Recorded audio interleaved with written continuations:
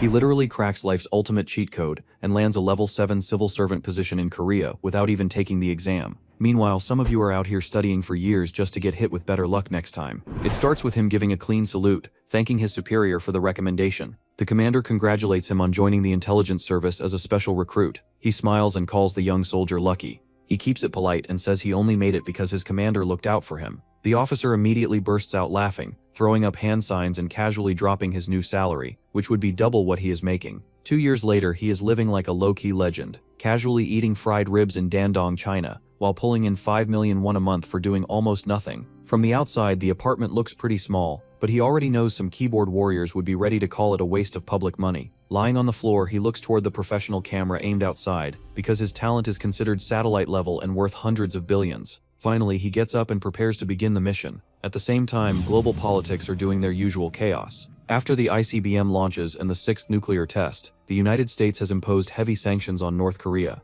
Because of that pressure, one of North Korea's few remaining trade lifelines is the Amnok River Bridge in Dandong. The United States monitors the area through military satellites worth hundreds of billions, and South Korea watches through him. So his job is mostly sitting in front of a screen all day, but he still sees himself as a high-level asset. Then he hears the apartment door unlock. He reacts instantly, pulls out his pistol, and points it at the man walking in. The visitor is an older man in a trench coat. Instead of panicking, the man calmly asks if his day off went well and invites him out to eat. He lowers the gun and agrees to go with him. They head to a neon-lit restaurant. A waitress in a red dress is serving the food, and our protagonist's eyes drift her way for a second too long. The older man catches it immediately and says he is going to burn a hole in her face if he keeps staring like that. He denies it and quickly says he is only waiting for the menu. Even the viewers with zero game can tell that the excuse is hanging on by a thread. Choi, the oldie, is a senior contact at NIS and a veteran Black Ops agent who has spent 20 years building a human intelligence network in China. Since the NIS overseas organization operates as a point-to-point network,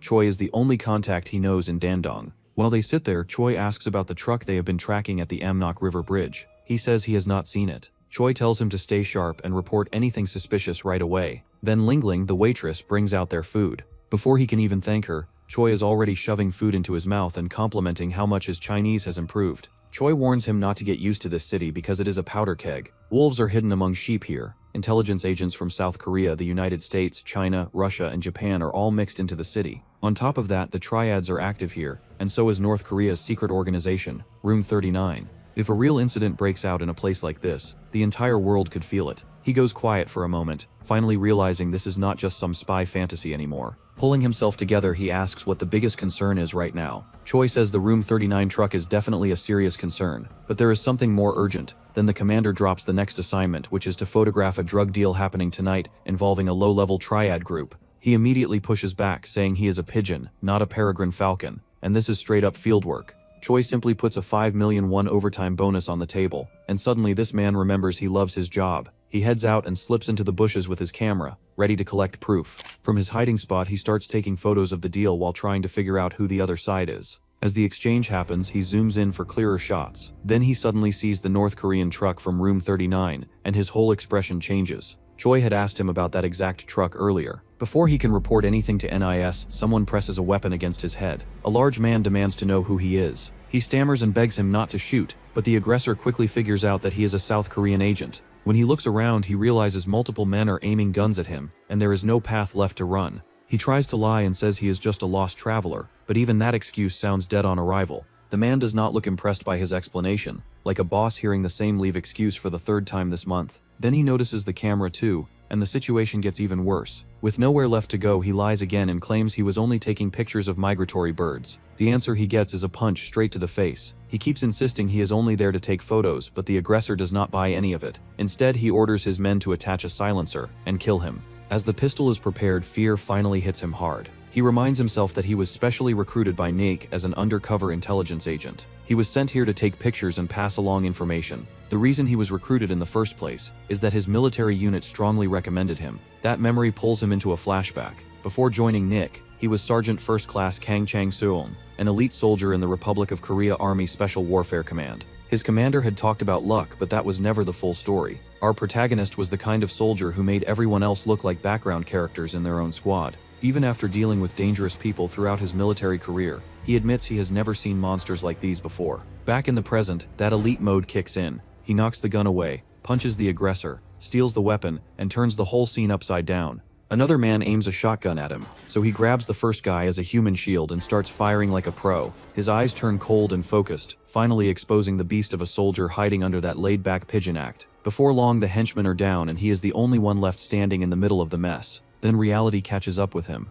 The gunshots will bring the triads in room 39 over any second, and cleaning this up is about to be a nightmare. Gunfire starts from every direction as the triads fire from one side and the North Korean soldiers answer from the other, while Chang Song stays crouched in the middle. He clocks it as a 30-to-1 disadvantage and immediately switches into survival mode. First, he needs a weapon, and second, he needs a distraction. Looking around, he spots an AK lying on the ground nearby. Then he hears yelling about killing all the Chinese, and for a second he just freezes and listens. After that, he starts recording what is happening. Through the camera lens, he watches the triads and the North Korean soldiers turn on each other in real time, and suddenly nobody is paying attention to him anymore. While filming, he starts piecing it together. The North Korean side seems to have mistaken his attack for a triad's ambush. He keeps staring at the mess, trying to make sense of it, while these two groups keep throwing bullets at each other like broke siblings fighting over inheritance that was never theirs. Basically, the shots came from his side, but both groups assumed the other had pulled a surprise attack. Or maybe the bigger truth is that neither side ever planned to keep the deal clean. The triads wanted the cash and the drugs, and the North Koreans wanted everybody dead so they could keep the money for themselves. Once the gunfire finally dies down, Chang Seng looks over the scene and realizes he got lucky. With the AK in hand, he moves carefully through the area.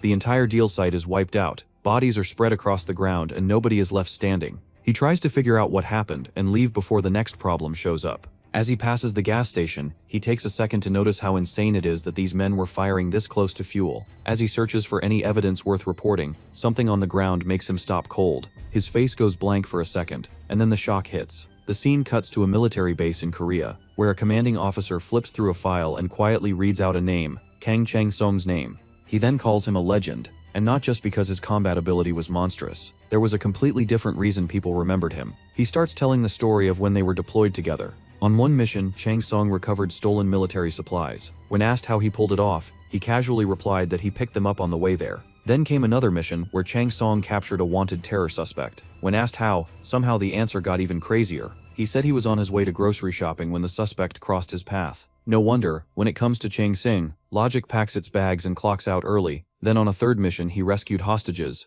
and when they asked how he managed that one, the answer was the same kind of nonsense. He said he was on his way to the bathroom and found them in his way. The commander puts it simply, Chang Seng moves through impossible situations with a level of luck that refuses to follow any normal rule. And right now, this same man is back with the NES, once again stumbling into something by pure luck. Back at the wrecked drug deal in Dandong, Chang Seng finds a briefcase and opens it. Inside are stacks of cash packed neatly together, around $2 million, which comes out to about 2.4 billion won. The second he sees that number, everything else around him seems to stop. He lifts the cash closer to his face and his brain just disconnects for a second. That amount is more than double Korea's top first-place lottery prize. Meanwhile, half the viewers hearing that just realized their entire life savings would not even scratch the surface. He forces himself to snap out of it and immediately starts cleaning everything up. He locates the nearby CCTV cameras and destroys them. He wipes the footage, buries the money and the drugs near the gas station, and wraps the whole scene up as neatly as possible. Just like that, the cover-up is done. Then he rides off into the night on his motorcycle with the helmet on. But one question keeps grinding in the back of his mind. Should he tell old man Choi about the 2.4 billion won? His thoughts drift back to his family in Korea, especially his younger siblings, who grew up without parents and had it rough the whole time. The idea hangs there for a moment.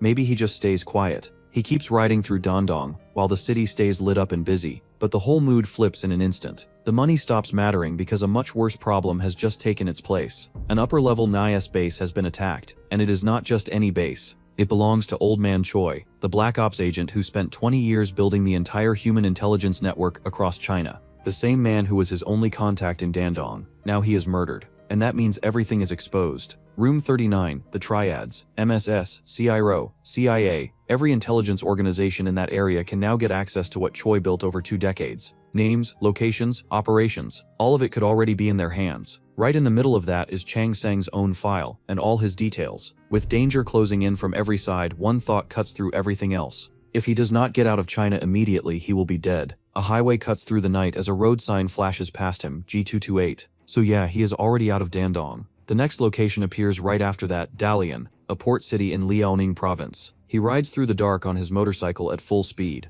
Then the emergency rule kicks in. If the people above his reporting line go missing or die, he has to evacuate to a designated safe house. So he heads there right away, goes inside and walks directly to the emergency phone setup. He activates the system and pulls out a small device with a code display. The number is 505, which means SOS. He picks up the receiver and the line connects. He identifies himself first as Dandong Pigeon 5. Then he gives the reason for using the safe house. His superior contact, Old Man Choi Pigeon 2, is dead. He keeps it short that the possibility of his exposure is high, so the situation is dangerous. And just like that, the worst thought in his head gets stamped official. A bright light suddenly floods in from outside. He pauses in the middle of the call and watches a car enter the safe house. His face turns pale, and in the next moment he is already in custody. His hands are cuffed, and he is sitting inside a vehicle in silence. Then a man in a suit points a suppressed pistol right at his face and tells him he is not taking questions. Instead, the man demands his fingerprint. Another guy grabs his hand and scans it right there in the car. The system confirms his identity. It is indeed Dandong Pigeon 5. The gunman says it is for security purposes. Then they cover his head and drag him out.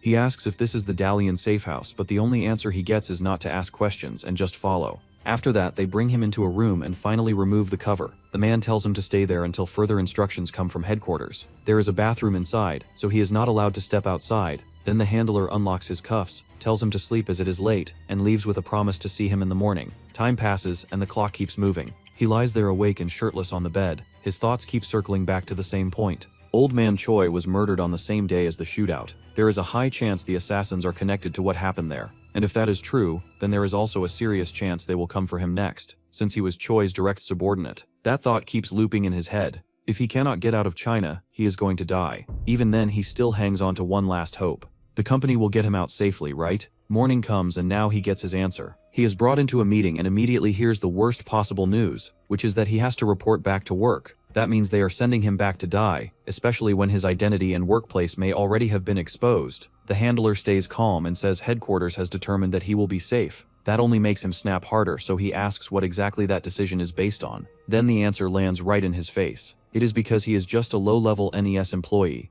He freezes for a second, then asks for that to be repeated. The handler explains it with zero warmth. Everybody already knows agents monitor the Amnok River Bridge, China's MSS, North Korea's Reconnaissance General Bureau, and even other countries roughly know he exists. There is no real benefit in eliminating him, and doing it would only be a hassle. He is stunned. Then he tries to argue his value. He says America uses satellites, but he replaces those satellites in the field. So that should make him important too. The handler does not even blink. He says all of the company's work is important. However, if he disappears, he can be replaced by another employee in no time. So he should just go to work. Bro really gets told he matters on paper and is replaceable before lunch like any other corporate employee. The scene shifts again as the sun comes up. Because a low-level staff is easily replaceable if he dies, they say nobody will bother going through the hassle of killing him. So in the end, he returns to base. He slumps on the couch looking wrecked, with cans and snacks scattered on the table and his laptop still open. He asks himself if he is really that insignificant, not even worth killing. That is a brutal way to ruin someone's self-esteem without even raising your voice. While he is lying on his couch completely devastated, two men in suits quietly enter from behind the couch, and one of them is already holding a red axe. He is lying there, chewing on a snack, completely unaware for one fatal second. Then the attacker swings. The axe comes down hard, slicing straight through the snack bag and slamming into the couch where he was just lying.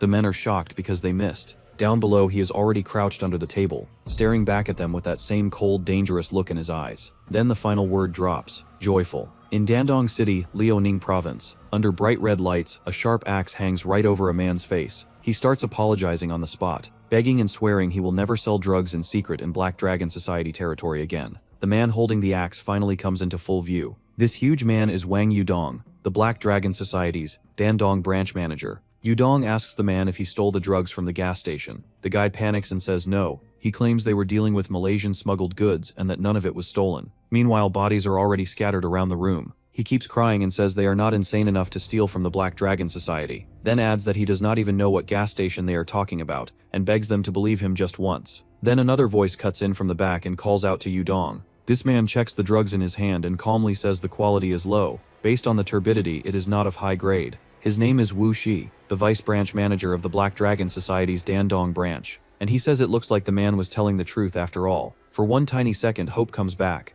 The crying man lights up immediately and agrees with everything Wu Shi says. He even says he was only trying to make a little extra cash. Yudong looks at him and says he will believe him, then brings the axe down anyway. The axe drops hard, and blood splashes across the floor. Yudong makes it clear that if the Triads are the kings of China, then the Black Dragon Society is the king of Liaoning province. Somebody dared to raid their deal site and steal their drugs and dollars. That includes the people secretly selling drugs and the ones spending dollars like water. Even the Koreans around that old Nice man they killed last time. Yudong orders them all dragged in and says he is going to rip the culprit's face off, while the man is still alive. He does not care if they come in missing limbs. Back at the base, Changsong moves first before they can finish moving at all. He launches in fast and throws a punch at the guy with the axe. The man tries to attack with his axe, but Changsong slips inside and smashes him in the face. Then he keeps going, punch after punch, turning this guy into a stress relief session. Another man rushes him with a knife. He blocks it cleanly. The knife and the axe both go flying. Both attackers get slammed hard, and one of them lets out a full scream when he crashes.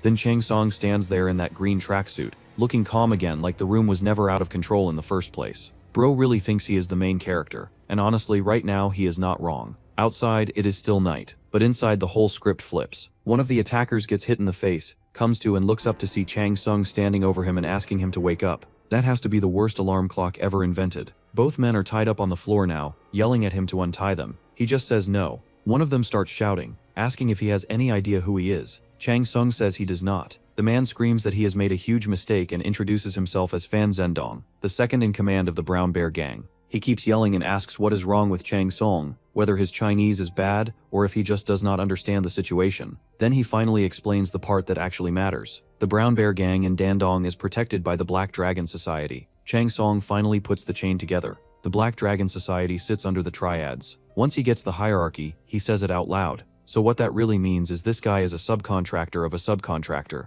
Then he adds that he is supposed to know whether he is some big shot at a tiny company. Even a know-it-all AI would not know this idiot. Then he tells him not to use that "do you know who I am" line. Again, unless he is talking to his mother, because she is probably the only one still subscribed to that story. The guy tries to recover by complimenting his Chinese, but Changsong shuts that down right away and tells him to answer the questions before his philtrum gets crushed with a dumbbell. That is when the part that really matters comes out. The base has been exposed by the Brown Bear Gang, which is a subordinate group under the Black Dragon Society. Changsong gets to work on his laptop while the interrogation keeps going. He requests that NIS headquarters shut the base down. From what he pulls out of the Brown Bear Gang's second in command, the reason the Black Dragon Society killed Old Man Choi was to interfere with the investigation into illegal drugs. The Brown Bear Gang only came to capture the Koreans inside Choi's building. They did not come because they knew yet that Changsong stole the money and drugs, but now that he has detained one of their men, that layer of protection is gone, which means both the Black Dragon Society and the Triads are going to be after him now.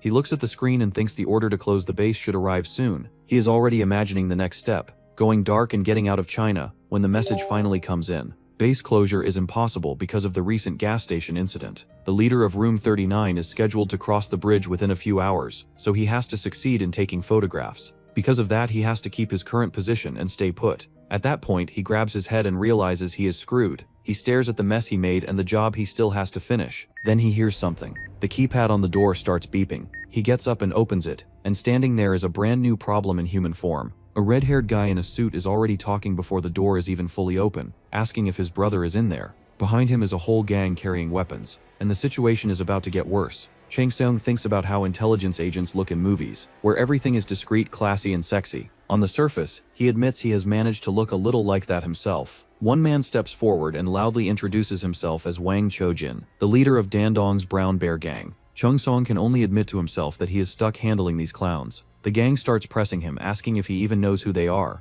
And just like some of you, Changsong starts laughing at the worst possible moment. Wang Chojin gets offended immediately and charges in with a knife. That is when the whole scene flips. Before anyone can react, Changsong drops multiple opponents in one clean burst. 3 more rush him right after, but he does not even slow down. One punch, then another, and in a flash 4 of them are already down. Now the panic starts spreading. They whisper to each other, trying to make sense of it because this is not supposed to happen. In their heads, this is real life, not some action movie where one guy casually clears a group by himself. Changsong feels that same disconnect too. Reality is different from the movies, but that does not mean it gets easier. He picks up a hammer, accepts what is in front of him, and gets ready to deal with it the hard way. The tension rises again. The gang hesitates, caught between rushing in and backing off. Meanwhile, he stands his ground and tells them to come at him if they really want to fight. Then another voice cuts through the scene. Someone says a rookie made his senior come all the way to Dandong in the middle of the night. He keeps roasting the new generation too, saying recruits these days are completely hopeless.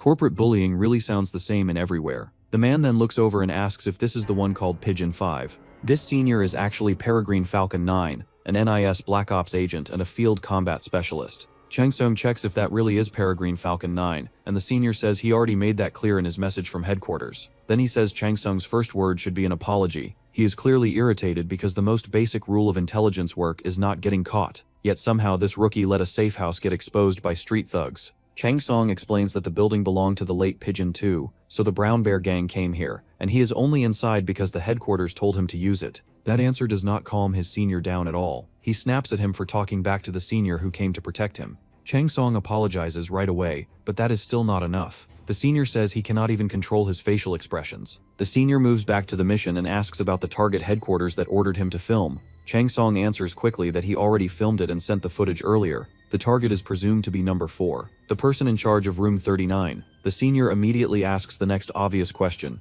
then why is he still here, instead of getting ready to withdraw? That is when Chang Sung hesitates and admits there is still one problem left. He reveals that some thugs are tied up inside the room. The senior instantly loses patience. He asks if Chang Seong is insane and points out how reckless it is to expose his identity without even covering his face. Chang Seong awkwardly admits that it is already too late because they have already seen him. That only makes the lecture worse. The senior grabs him and tears into him, saying he exposed both his face and the safe house and still has the nerve to call himself a Black Ops agent. Chang Song tries to defend himself by saying it was a surprise attack and he could not help it, but none of that is saving him now. In the end, the senior shuts the whole argument down and takes over. He says he will handle the cleanup himself, then hits him with a firing notice. After that, he orders him to leave the country by tomorrow and never come back. He even says that if he enters again, he will kill the rookie himself. Then comes the final hit. He tells him straight up that he is not agent material. Chang Song stands there looking wrecked. Under his breath, he says he cannot quit being an NIS agent yet, not until he finds the 2.4 billion won.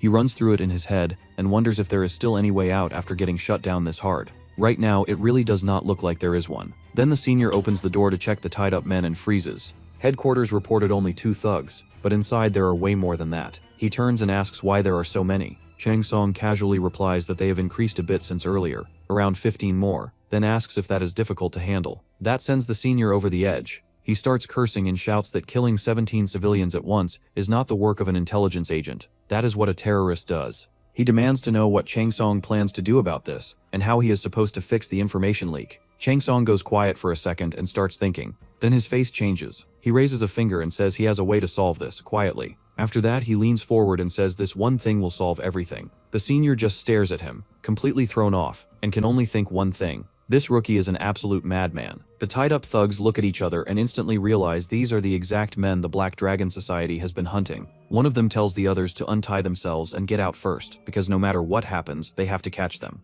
Because if they fail here, Wang Yudong from the Black Dragon Society is going to wipe them all out. One of the tied men asks the obvious question, how are they supposed to catch anybody when this happened, even after all of them jumped him at once? Chang Song watches the whole thing in silence. Then Wang Chujin asks him to let them go, but before he can even finish the sentence, gasoline starts pouring over him. Chang Song calmly tells him that since they saw his face, he cannot let them live. The red-haired guy starts screaming, while he just stands there with that peaceful smile that somehow makes it worse. Then he calls him combustible trash and flicks the lighter. Right there, the scene cuts back 10 minutes earlier. Just before everything got this insane, the senior agent looks at Chang Song and admits that new recruits do weird things. But even for that standard, this guy is built differently. Chang Song says the gas can should finish the problem, and the senior asks what exactly he plans to do with it. Then he replies that he is going to use it to ask the tied-up gang how they should handle this situation. The senior asks why he needs that when he could just ask Niftik Sisha. Chang Sishong immediately shuts that down and says no, he is going to ask the Brown Bear gang instead.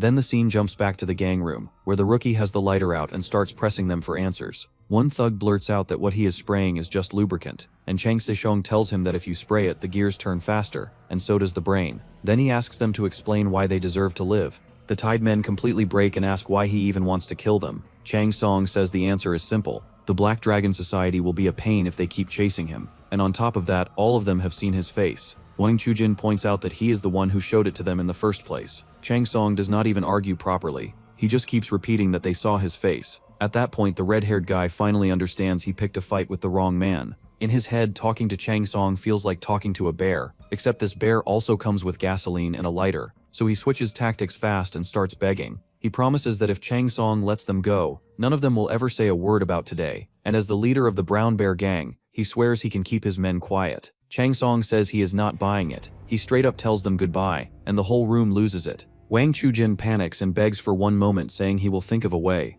Chang Song pauses, stands there with the lighter in his hand, and tells him that without a good plan, death is unavoidable. He points out that their real task was to find the suspects, but instead of finding them, the entire Brown Bear gang got folded by one man. Then he asks the gang leader if he really thinks the Black Dragon Society will just leave them alone after that. If the Black Dragon Society works anything like the Triads, then these guys are finished. At best they survive long enough to get looked down on for the rest of their lives, and even that is the generous version. Chang Song then says that if they cannot give him a real reason to trust their silence, they have to die. The room goes dead quiet for a second, and he asks if nobody has any ideas. That finally pushes Wang Chojin into blurting out that he has a plan. Chang Song warns him that if the idea is something useless like "please trust me," then he is dead on arrival. The gang leader tells him to listen first, then says he can spill everything he knows about the Black Dragon Society. That gets Chang Song's attention immediately. He tells him to keep talking. Wang Chujin says leaking Black Dragon Society information means death, and helping that leak also means death, which is exactly why nobody in that room would dare open their mouth later.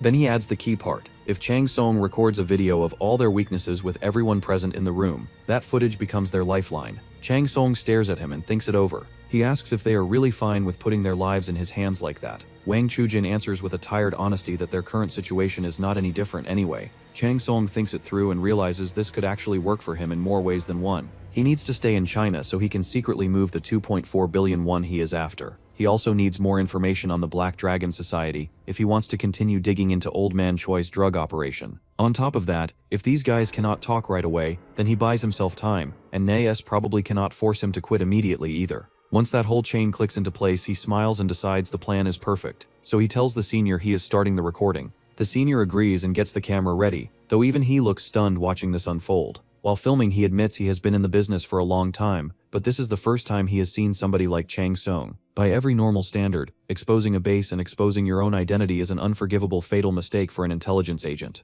But somehow this same rookie subdued 17 men alone without civilian casualties, kept them silent with quick thinking, secured information on the Black Dragon Society and the drug organization, and still completed the filming mission in the middle of all that chaos. Even the senior wonders if Chang Song is a total failure or some kind of S-rank monster in disguise. Then the recording officially starts. Chang Song steps into frame with the gang leader, tells him to state his name and occupation, and the guy nervously identifies himself as Wang Chujin, leader of the Brown Bear gang. Chang Song says he heard Wang has some secrets to share today, and the man confirms it. He asks how a group this bad at fighting even loses 17-1, then mocks Wang for being embarrassed, and calls him a fragile little man. That line hits so hard that the senior almost short-circuits behind the camera. He just stares for a second, wipes his forehead, and decides the company has definitely hired a complete lunatic.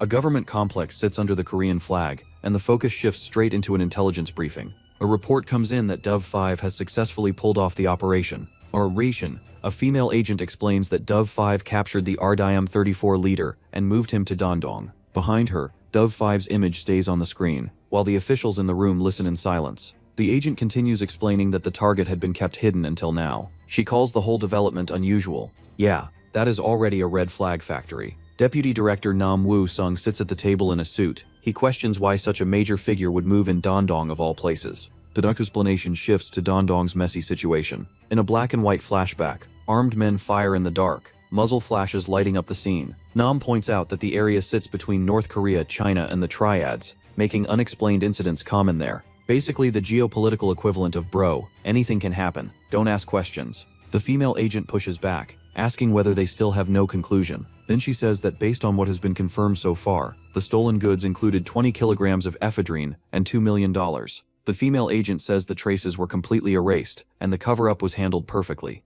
The female agent turns serious and says there are two possibilities. Nam listens closely from the side. The first possibility is that it could have been a large-scale armed operation, organized either by North Korea or by the Triads. Then she introduces the second possibility, that it could have been a third party, not an army, not a faction, a single highly trained professional whose identity is unknown. The female agent adds that this person's exact objective is still completely unknown. Nam immediately reacts badly. He grips his head, sweating, like the second theory just installed malware in his brain. Don wipes at his face and admits that the second possibility gives him chills. The briefing describes someone confusing both sides with traps, taking the RDIM 34 leader from the contact hall, and then disappearing without leaving a trace. The female agent says that kind of move is something only legendary enders on an extreme level could pull off. She warns that if someone like that keeps operating around the triads, Dandong and the surrounding northeastern region will turn into a war zone. She says they should watch this person separately and treat the matter as top priority. Nam agrees that they will use this opportunity to capture the person alive. The female agent looks ready for action, and the order goes out to deploy every available agent immediately. A map highlights Changchun and the surrounding region, with Dandong marked nearby. Nam raises his hand and gives the order to begin the operation to capture the RDIM 34 leader. The assignment is labeled for an NIS entry-level agent. That is wild. They really looked at an international powder keg and said, "Send the damned rookie." The scene jumps to a cramped street between buildings. 2 cars are parked badly, blocking the driveway. Someone angrily complains about who would park like that and who blocked the path with their car. A red-haired man in a loose suit steps forward with other men behind him. He calls out to the old-timers and tells them to cherish what little time they have left. 2 elderly men face him, annoyed and confused. One asks why the red-haired man is telling them to move their car. Red-haired leans in with a vicious grin as he says that today he will take not only their business but their lives too. Full villain monologue. Maximum cringe. One old man mutters that his mood already could not get worse. Then Redhead suddenly gets slammed down hard. When he sits up, our man stands nearby. The Redhead demands to know who he is. Dove 5 answers coldly, saying he is Death. Then he proceeds to beat the Redhead up, who then immediately switches tone and apologizes. But the apology does not stop the beating. Dove 5 tells him to hurry up, apologize, and move the car. The 2 elderly men watch and comment that the kid from the 4th floor is nice, so they wonder what is wrong with his friend. Dove 5 tries to explain his friend's behavior, saying his friend is basically self-taught when it comes to manners. Translation: Bro was raised by an absent father and an absent mother too. From above, someone watches from a building. The fat man wonders what he is supposed to do with that guy. The scene moves to the local food place. Dove 5 sits with his new buddies. He waves with a friendly smile and calls for Lingling to take an order. Lingling responds warmly, recognizing him immediately. Dove 5 compliments Lingling for her weight loss. The masked man from before realizes that unlike agents who erase their presence, Dove 5 blends into the surroundings and looks like just another local. As Dove 5 makes small talk with Lingling, the masked man thinks that it is honestly hard to tell whether Dove 5 is a good agent or not. Fair. His spy method is apparently become the friendly neighborhood NPC. The fat guy gets a notification that immediately calls them all to base and realizes he can use this opportunity. Dove 5 scratches the back of his head and says they will have to close the base for a while. He adds that there is no need to stay there, and asks what they should do. The fat man cuts him down immediately, telling him he is not in a position to worry about the base. He adds that his own status is the bigger issue. The fat man asks whether he knows the agency's first motto. The motto is that they work in the shadows and aim for the light. The fat man explains that the basic rule of espionage is not getting caught. Then he turns the point directly onto Dove 5, making it clear that his careless conduct as a Black Ops agent is a serious problem. Dove 5 starts sweating. The fat man warns that if he reports this, the young man will be fired immediately. But then he adds that he rates Dove 5's workability very highly. The fat man says he will give him one last chance. Dove 5 repeats the idea back, surprised. The fat man explains that a full assembly order has just been issued, but he does not know what the mission is yet. The fat man tells him that if he fails this mission, he will leave the area immediately and never come back to China. The order is blunt: no wiggle room, no respawn, and definitely no oopsies. Dove 5 smiles awkwardly and asks if he gets any choice. He tries to joke about whether he has any chance. The fat man asks if he wants to get fired by the agency right now. Dove 5 instantly backs down. He laughs, gives a thumbs up, and says that if they tell him to jump, he should simply ask how high. In his head, he knows he is effed. He decides to let that one slide. His expression becomes serious, and he thinks about having 5 mouths to feed. He decides that he will make sure this mission succeeds. Night falls over the NIS base called Forest Path Bar. Dove 5 and the fat guy walk down steps toward it. Dove 5 asks if the fat man comes there often. The fat man answers that this is only his second time. He explains that Dove 1 and Dove 3 are based there. The fat man says all agents from nearby regions will gather there. The fat man says all agents from nearby regions will gather there. As they approach the entrance, he warns Dove 5 to pay attention as a rookie and not cause more regulation problems. Dove 5 answers quietly that he understands. In simple words, this means that breaking regulations includes things like using real names with each other. Inside the base, a large smiling man sits at a table, holding up his drink. He happily greets the fat man like an old friend and calls him first bro. The timing is insane. No one is beating the rule-breaking allegations. Dove 5 demands an explanation for this, and the fat man explains that the name being used is not his real name anyway, and that people just call him first bro. Someone calls Dove 5 by the wrong name, but the fat man tells him that from now on his name is Hyun Guk. Dove 5 accepts it and sits with them at the table. The cheerful man introduces himself as Dove 1 and tells Dove 5 to call him First Bro. He laughs and says he will be in the First Bro's care. Dove 5 leans towards the fat man and whispers, asking why he has to be Hyunuk. The fat man whispers back that it is better than the name Samsoon, which had been assigned before. Dove 5 admits that may be true, but he still looks bothered. First Bro then calls out for Samsoon to bring 2 beers. Dove 5 then covers his mouth and starts laughing to himself. He thinks the name is too funny. Samsoon enters the frame, her merchandise on full display.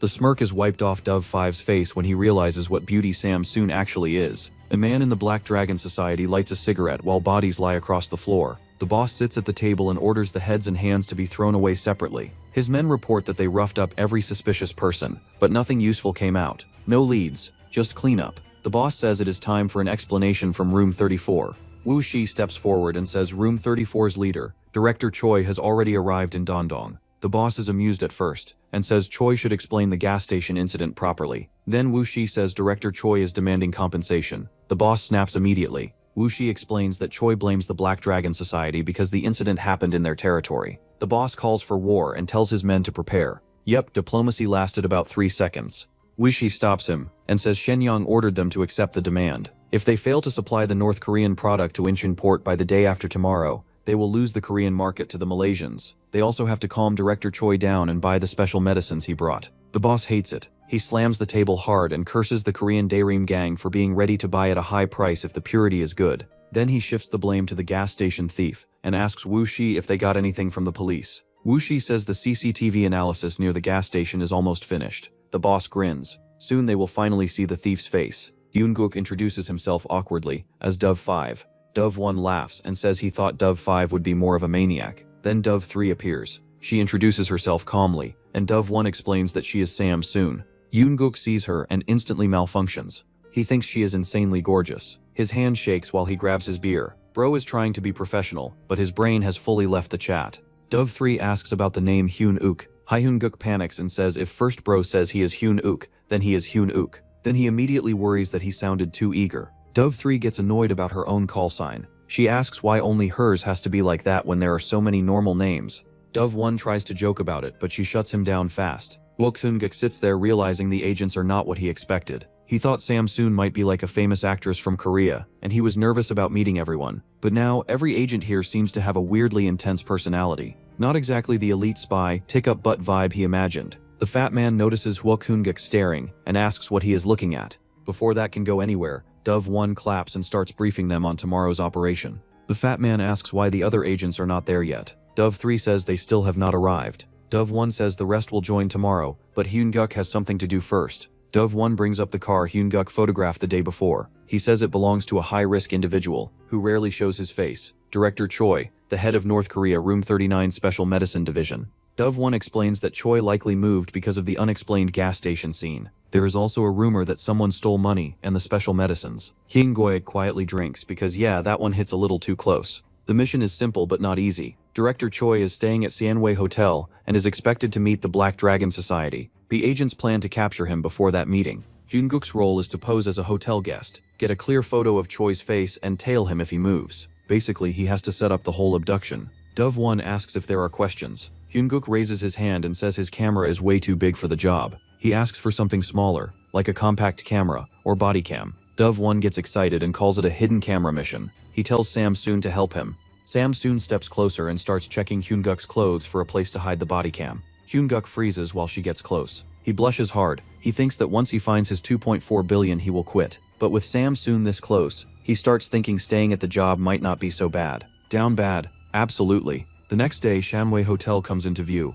Inside the basement elevator area, the Black Dragon boss waits with his men and complains that the elevator is too slow. One of his men says Director Choi is in room 1305. One Kraswa boy. Zual Joy then says they just received a photo of the gas station thief from the police. The boss tears open the envelope fast and looks at the photo. His expression changes. He recognizes the thief from somewhere. He says he will find the bastard and flay him alive. The elevator opens. Hyun-guk is standing inside. He looks out and freezes. The Black Dragon boss stands right in front of him, holding the photo. Their eyes meet. The boss recognizes him. Yeah, mission hasn't even started, and Hyun-guk is already cooked. Hyun-guk freezes in the elevator as the Black Dragon boss studies the photo in his hand. Hyun-guk instantly clocks the group as obvious gangsters and warns himself not to react like he recognizes the Black Dragon Society. The boss stares at him, sensing something off. Samsoon watches from surveillance and urgently tells Hyun-guk to act natural, not like an agent, like a stupid Korean tourist. Hyun-guk forces a big fake smile and pretends he found a cafe famous for strawberry cake. He even points at the cafe to show what he means.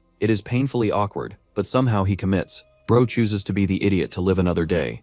The gang starts walking past him, but one man grabs his shoulder and snaps at him for holding the elevator too long. Hyun-guk panics for half a second. Samsoon pushes him again to act like a tourist. So Hyun-guk starts flailing, pretending he cannot speak Chinese. He apologizes, begs them not to hit him, and acts completely harmless. The boss keeps checking the photo, still suspicious, but decides Hyun-guk is probably nobody important. He tells his men to move. As they leave, the boss orders them to catch the motorcycle thief after the meeting. He tells them to share the motorcycle's license plate with the others. Hyun-guk contacts Samsoon and asks about the Black Dragon men who just passed by. Samsoon confirms their identities. The pale-haired man is Wu Shi, the Dandong Vice Branch leader. The large boss is Wang Yudong, the Black Dragon Society's Dandong Branch leader. Hyun-guk reacts hard to that name. He remembers the tied-up red-haired man mentioning the guy connected to Old Man Choi. He remembers Old Man Choi being ended. His expression drops. Wang Yudong is not just another gangster to him. The scene shifts back to the operation. Hyun-guk sits at a table and notes that the two sides are already meeting.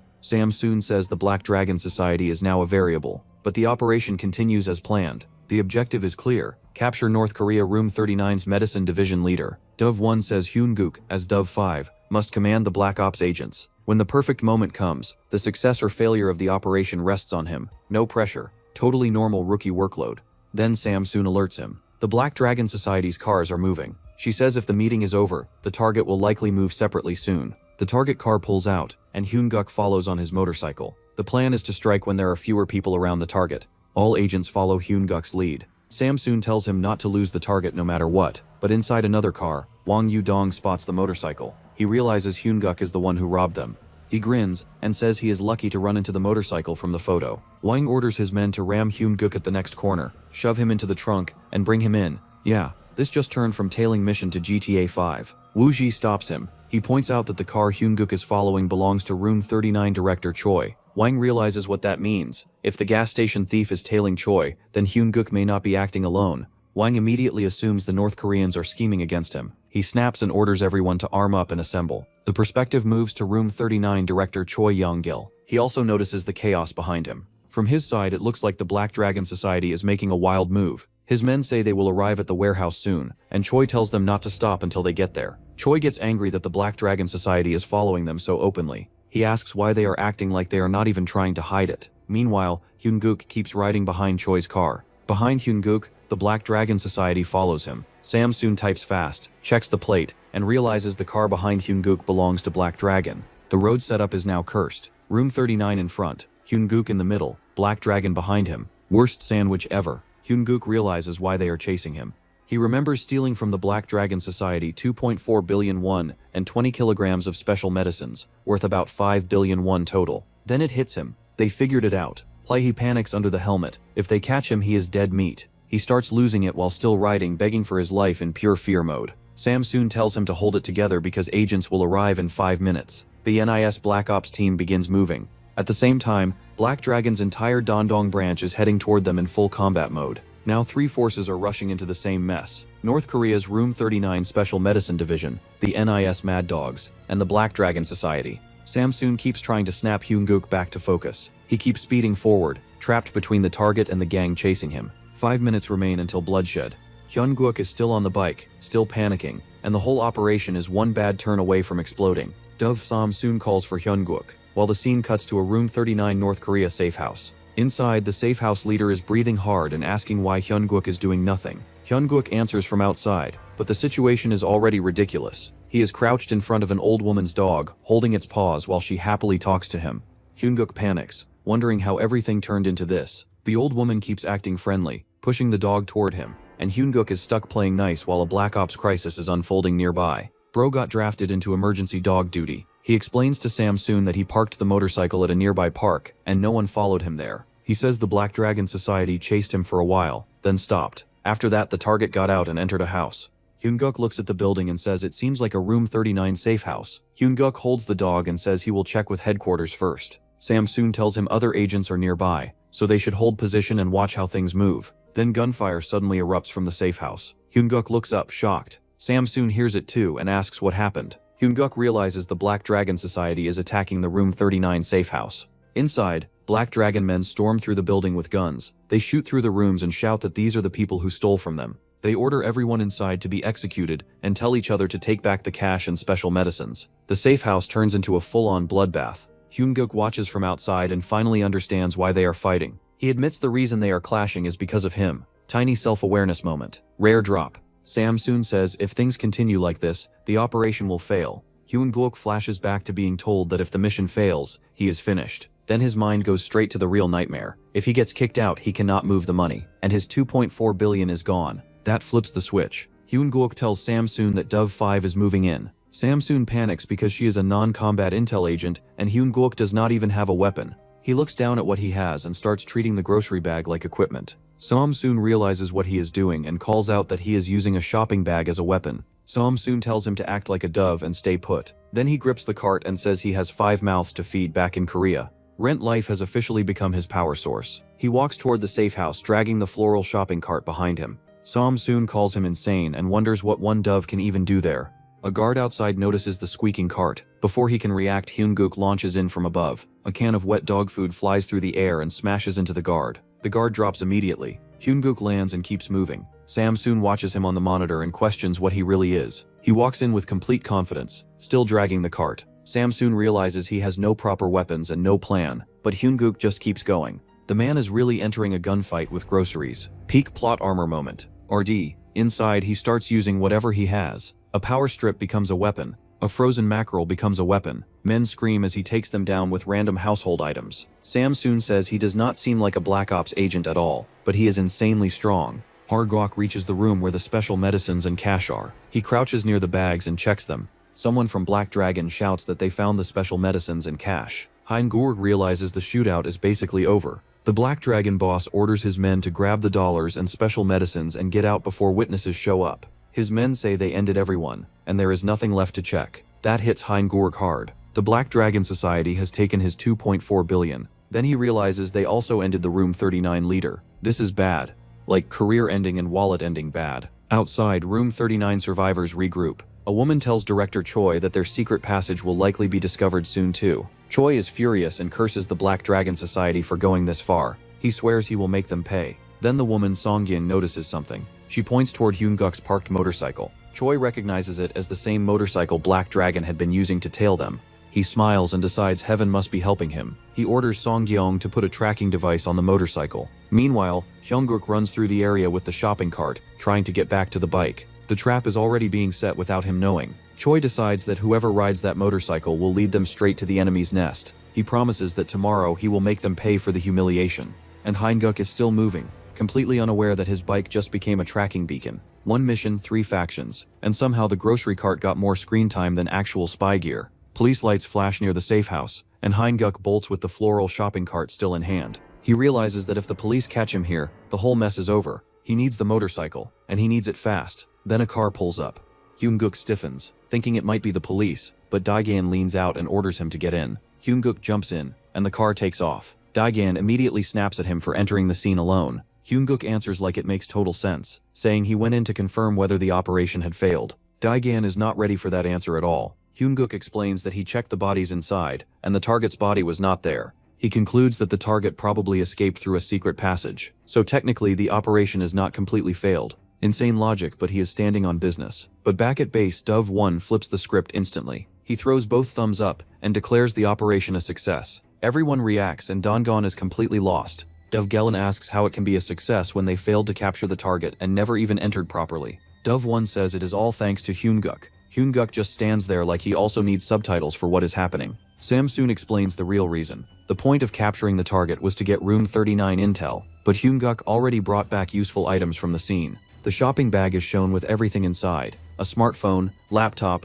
external hard drive, graphics card, wallet, cash, watch, and jewelry. Daegan realizes Hyun-guk just grabbed whatever he could find. Loot goblin behavior. Somehow mission value. Dove 1 admits the operation only succeeded because Hyun-guk got lucky. Dagion still recommends disciplinary action for Dove 5. Sam-soon agrees that Hyun-guk acted independently without orders, and says it was a very wrong move. It could have ruined the whole operation and put him at risk. Dove 1 listens and admits that from a commander's perspective that is a fair point. Later, the agents gather around a table for food and drinks. Dove 1 says a success is still a success, so they should leave Hyun-guk's case there. Other agents join in, including Dalian agents Hawk 8 and Hawk 5, and Shenyang agents Hawk 7 and Hawk 6. Someone asks where Sam-soon is. Dodgon says she is analyzing the data Hyun-guk brought back, though he thinks she might also be sulking after not getting Hyun-guk punished. Then he makes a comment about her personality and marriage. Sir, read the room. The mood turns into a sudden get-together. Meat hits the grill, soju comes out, and Hyun-guk sits there feeling strangely empty.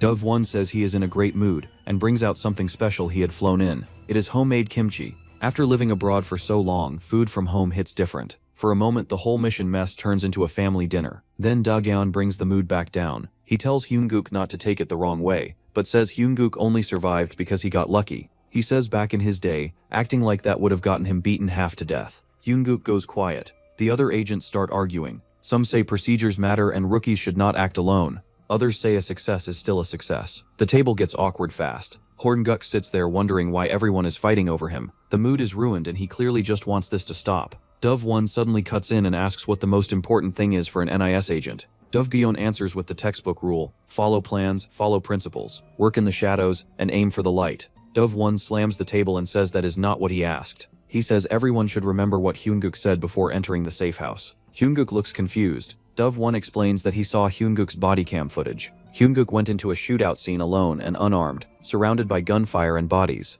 Before going in, he said there was something he absolutely had to protect. Hyun-guk knows the truth. He meant his money, but Dove 1 completely misunderstands it. He says Hyun-guk entered that hell involving North Korea's Room 39 and the Chinese Triad to protect the Republic of Korea and the everyday lives of its people. Everyone is stunned at the delusion for a second. Then the agents start applauding. They give Hyun-guk a standing ovation and praise his patriotism. Hyun-guk just sits there, confused, then awkwardly thanks them. Bro accidentally became a national hero by protecting his cash. He decides to roll with it and thinks he should go look for the motorcycle. The next day, a tracker on the motorcycle starts moving. Director Choi gets the report and reacts with satisfaction. He orders all forces to move out. Armed men prepare to deploy. The order is clear. Today, they raid the hideout. The safe house appears again at night, and the next disaster is already loading.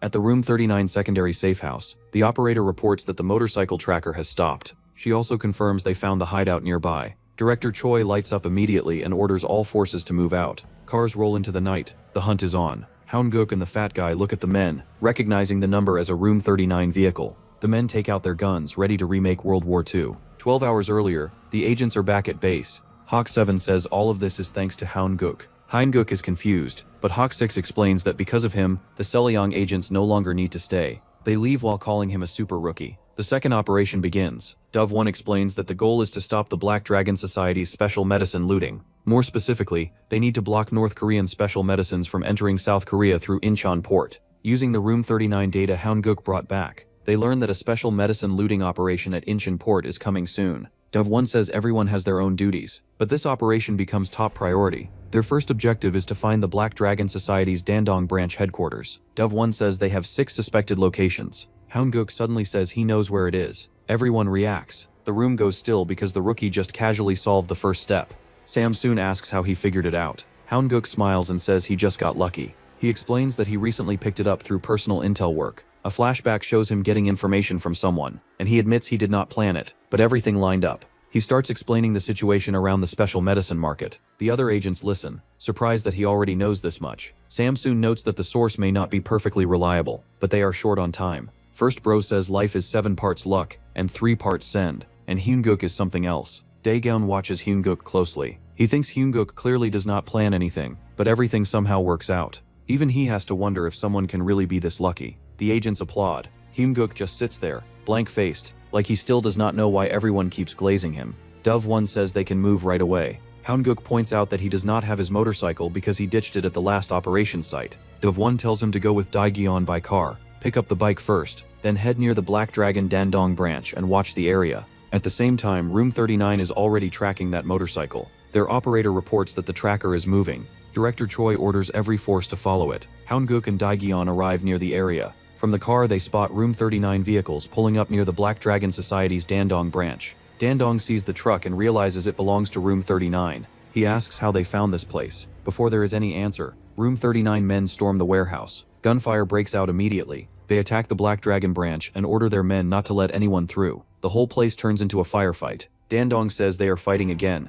He does not know how the North Koreans found the Black Dragon Society's special medicine warehouse, but he admits this works out for them. Houndguk says Black Dragon will not be able to loot anything now, so the operation is basically a success. Daegyeon looks at him and says there is no reason for it, but his gut tells him this is all because of Houndguk. Houndguk thinks the mission should have taken years, but now it is ending in one day. He watches the warehouse and says it looks like North Korea won the shootout. Then he wonders what they are searching for. Donguk warns him not to rely on luck. He says the enemy does not seem to have found much and is just raging while pulling out. He starts thinking that espionage depends on planning, so he needs to drill that into the rookie. Then he turns around. Houndguk is already gone. Domguk spots him climbing through the opening and heading straight into the Black Dragon warehouse.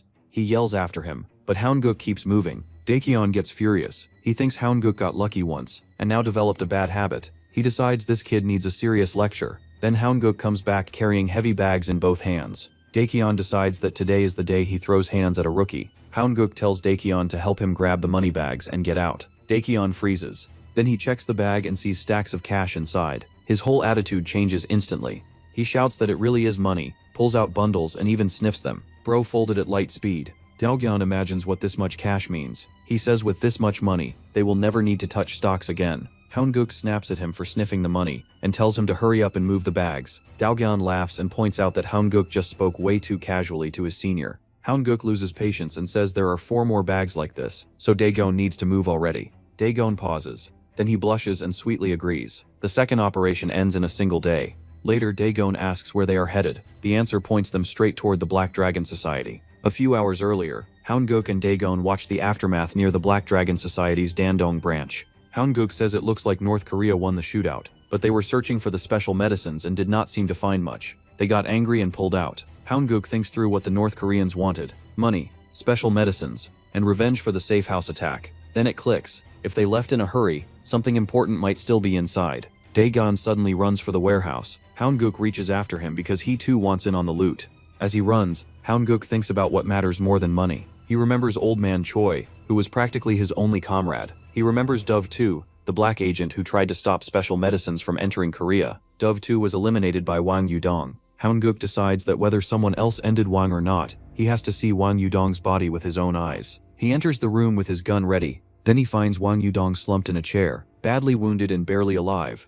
Houndguk stands in front of him and calls his name. Wang Yudong still talks back, saying Houndguk has mouthed off enough and is dead now. But Houndguk sees the situation clearly. The North Koreans already got revenge for him. Houndguk quietly puts his hands together and prays for Old Man Choi to rest in peace. One goal is handled. Now only one remains. He realizes the North Koreans pulled back too fast. That means there was something hidden in the warehouse, and they failed to find it. They already checked the obvious spots, so Houndguk starts looking for what feels wrong. He studies the room: a knocked-over plant, a desk, some random objects. Then he notices the bookshelf. At first he thinks about Wang Yudong's face being the thing that looks out of place. Bro really pauses mid-investigation just to roast a dying man. But then he focuses. The bookshelf itself is weird. It is not a liquor display. It is just a bookshelf. And Wang Yudong absolutely does not look like a guy who reads. Just imagine a huge mafia dude, sitting around reading fanfic all day. Hilarious. Houndguk presses on the shelf. It shifts. A hidden door opens. Inside he finds a secret space packed with stacks of cash. Massive jackpot. He dumps all the special medicines down the toilet and brings back the abandoned cash. Back at base, Houndguk and Daegon return with bags of money. The agents stare in disbelief. Daegyeon says he counted it, and it is $20 million, about 2.4 billion won. Houndguk found it at the scene. Daegyeon instantly suggests splitting it into 400 million won each. Houndguk gives a bright, shameless thumbs up. Everyone loses it. The agents rush him, cheer his name, and raise their drinks in a toast to Houndguk. A dish is brought out, and someone presents Masan-style pollock stew. The mood flips into a full celebration. They are acting like Houndguk just won Employee of the Century. Four Eyes says he really learned how to make the dish right, because his mother runs a restaurant in Masan. Then he notices Samsoon is not eating and asks about her. Houndguk says she is probably busy, and tells him to leave her alone. Houndguk switches topics and asks Daegyeon how to send money back to Korea. Daegyeon immediately says he will give him a broker's number later. Houndgook is caught off guard by how smoothly he answers. Daegyeon explains that the fee is high, but the broker is reliable. He also warns Houndgook not to quit for the next few years. If Houndgook quits and starts spending money right away, people will get suspicious. But while he is nice, other agencies cannot mess with him easily. Houndgook notices Daegyeon has completely switched up just because he gave him money. He is annoyed, but Daegyeon keeps acting friendly. Daegyeon talks like they are family now because they made $1 billion together. If someone gave me $1 billion, best believe I would act like their brother too. Houndgook wants to hit him for the way he talks, but then he gets an idea. He says even if he stays, there is still a problem because his old base has been exposed. Daegyeon answers that he will assign him to a different base. Houndgook gets exactly what he needed. Tips for not-so-legal money transfers, plus a new base. Of course, the big problem remains. He is going crazy because he cannot keep the whole $2.4 billion to himself.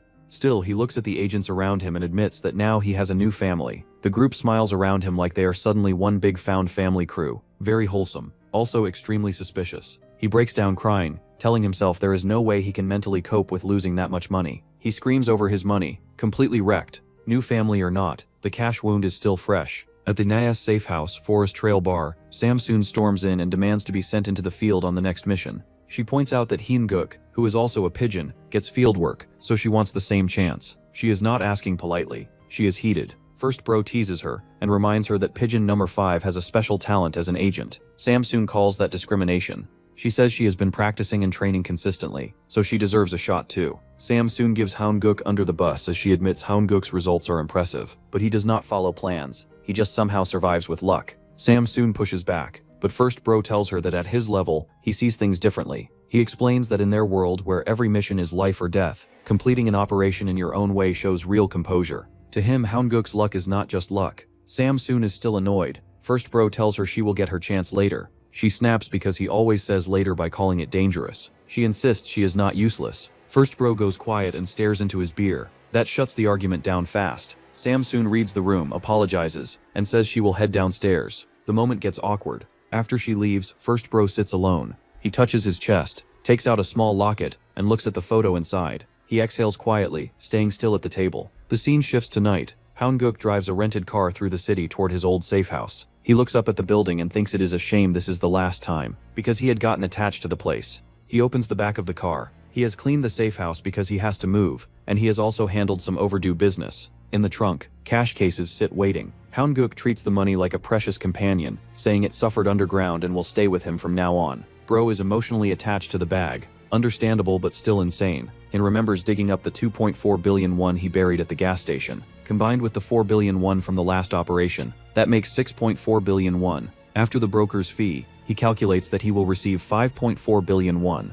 Houndgook is basically vibrating with greed. Then he suddenly pauses and tells his cash to wait. He remembers that someone will erase the traces of him living there and move everything to the new place. Inside the safe house, Houndgook is now wearing cleaning gear and wiping things down. He hears knocking at the door. A voice from outside calls him the young man from the 4th floor and says he knows he is inside. Houndgook realizes it is Boss Hyo from the real estate agency downstairs. Boss Hyo complains that if Houndgook put the house on the market, he should show the inside. Houndgook lets him in with a friendly smile. He thinks about the 2 nosy old men in the neighborhood, Boss Hyo from real estate, and Boss Jin from the hardware store. Boss Hyo looks practical, so Houndgook figures he just needs to answer his questions properly. Boss Hyo asks if Houndgook broke anything in the house. He tells him to look around and says everything should wash off without issue. Houndgook plays along and says he will finish cleaning and move out today. Then Boss Hyo suddenly asks if Houndgook is erasing his living traces and moving to another safe house. Houndgook freezes. Boss Hyo pulls a gun. Yeah, the landlord side quest just turned into counterintelligence. Boss Hyo points the gun and says Houndgook has been running around too much. Houndgook raises his hands and tries to laugh it off, saying there must be a misunderstanding.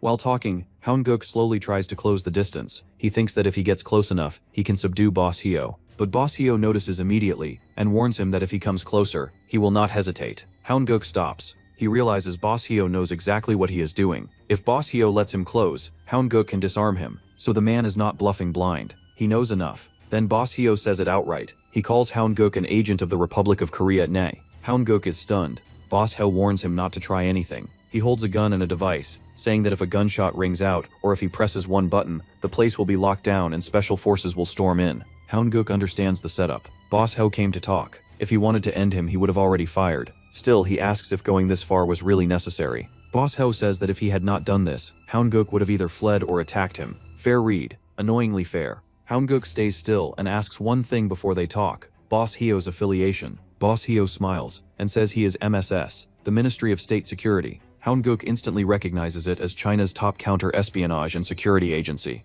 Boss Hio lowers the mood even further and says that from now on he will make Houndgook an offer he cannot refuse.